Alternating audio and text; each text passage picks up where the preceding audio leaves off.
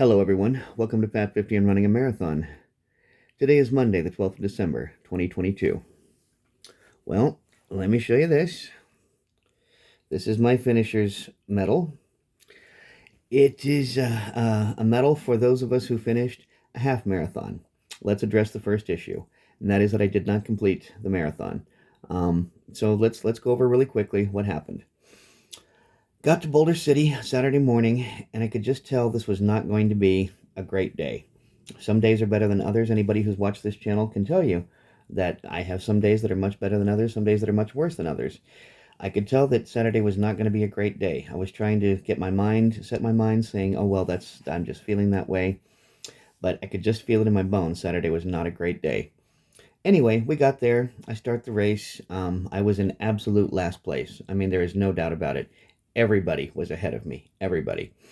I was in last place. There's just no other way to put it. The marathoners started first, then the half marathoners, then the 10K people, then the 5K people. They had different start times. So I was in the first group. I was a marathoner. Started running. I am used to running on pavement. That's what I was. That's what I trained on here on my course close to me. This was pavement for a few miles, and then it was dirt, and it was gravel. And at one point, I was actually running down the side of a mountain, which I then had to climb back up.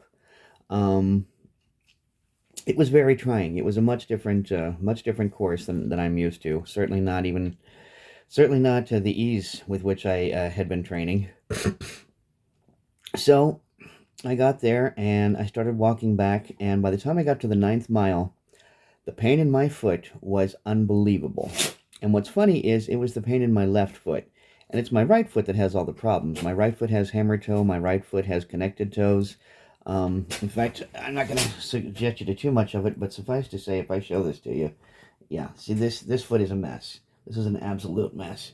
And that's the one that's all the problems. It's also the foot attached to the ankle that I broke as a kid, where I had such a severe break that I was on crutches for, I was in a cast for 6 months and on crutches for 9. But yet it wasn't the right foot that was giving me the trouble. It was the left one. So at the 9th mile, like I said, the pain was so severe, I didn't know how much more of it I could endure. But I did decide I was not going to be a charity case. I was not going to require someone to get onto a golf cart in order to come get me and pick me up and carry me back to the starting point where my family was. So I just said, okay, this is going to happen. I am going to finish this. And it took a long time. It hurt a lot, but from mile 9 to 13.1, I completed it. I did get the half marathon in. You know, I said I was going to do my damnedest, that I was going to try, and that's exactly what I did. I tried, and it became painfully clear I was simply not going to be able to do another 13.1 miles. It was just not in the realm of possibility. Even if they gave me 15 hours to do it, it wasn't going to happen. My left foot hurt so much. It simply wasn't going to happen. So, I don't think it was a gout break, but it certainly felt a lot like that day that I couldn't carry on with my long walk.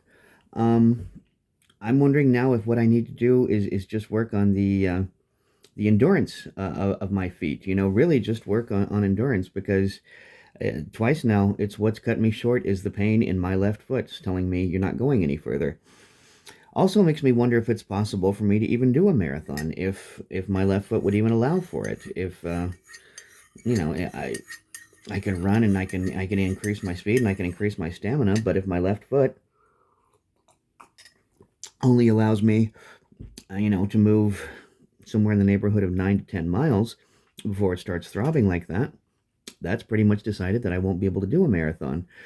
So, we're just going to have to reevaluate things here, guys. I'd like to tell you that somewhere around the age of 55, I'm going to try this again, or even before then. I don't know. What I am going to tell you is I am going to try to see if it is possible for me to run a marathon in these coming years. I'm going to be training again. I told Nancy maybe I should, naturally, all these great ideas come to you afterwards. But it occurred to me that maybe I should have been training for smaller amounts of running prior to that. So for a while, I'm going to cut my program in half, and I'm going to do half the program, and I'm going to train for a half marathon, and I'm not exactly sure when that's going to start, but it's going to be before very long. I've got to take a break from all of this. I absolutely have to. The wife and I have got too much going on. We got Christmas coming up. She and I are planning on moving at the end of January. So it will be a while before it starts, but it won't be that long, is the point. It's not going to be more than, say, 90 days before I'll be starting the new program. And the new program is just cutting the program in half and training for a half marathon and trying to get a few half marathons in before I attempt the next marathon. Um, so whether it's another full-on marathon, whether it just ends up being half marathons, because that's all that my left foot will ever allow me to do, we're just going to have to see. You start something. I think it's Vince. No, I know it was Vince Lombardi, and I know I'm going to be paraphrasing the quote here. But essentially, what the quote is, you get a play, you go to practice, you run it again, you run it again, you run it again, you run it again, you get it down till it's clockwork. And then game day comes, somebody snaps the ball, and the plan falls to hell. And that's exactly it. You put together a plan, and, even sometimes knowing that the plan is going to fall apart the minute that you start, you still have to have a plan. So that's my plan, is I'm going to start training for shorter distances and seeing if maybe over the course of time training for that makes it better. Nothing has taken off the weight the way that training for a marathon has. So obviously there's something to running and getting rid of the weight. I'm living proof of that. As somebody who's had a lot of difficulty losing weight over the years, nothing has made it, nothing has shown greater gains in a shorter period of time than training for this marathon. So I'm going to have to come up with, like I said, a modified version of it. Hell, maybe I'll even do a quarter of it and train for a 10K. I don't know. We're just going to have to figure this out. It really is. It's just one of those things we're just going to have to, trial and error. I'd say this Saturday was actually trial and error. But I did accomplish a 13.1 run, so I got a half marathon under my belt. It turns out, I was reading, a lot of people don't finish their first marathon.